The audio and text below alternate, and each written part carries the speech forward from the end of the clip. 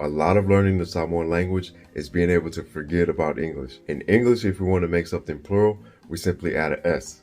In Samoan, we don't do S's. If you want to make something plural, we have to do it with something called a limiter. So what's the phrase structure? When we identify a noun, like a person, place, thing, or idea, in Samoan, we start with the noun present tense marker. That O, the O that you see in the front, that's what that is. It's a present tense marker. If someone asks what are those, I'd say ova'alele, or planes, or the planes. The noun phrase structure goes tense marker O, then a limiter, then the noun.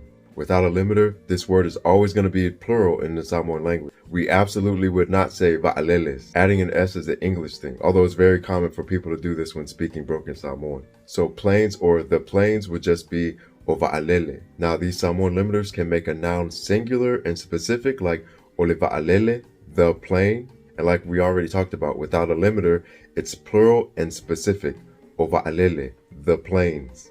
The limiters can also make them plural and non-specific. Oni va'alele, what do you want to buy? Oni va'alele, some planes. Limiters can also express possession like my plane, ola'u va'alele, which is a singular plane of mine.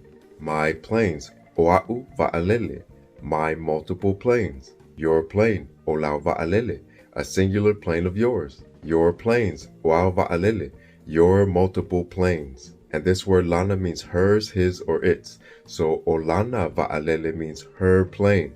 Oana va'alele means her multiple planes. If you notice the pattern, all we did was we dropped the L to make the possessive plural. There's many other Samoan limiters which you can find at matosamoa.com, but if you can understand this concept and get away from adding S's to the end of your Samoan nouns, you'll be one step closer to your Samoan language journey.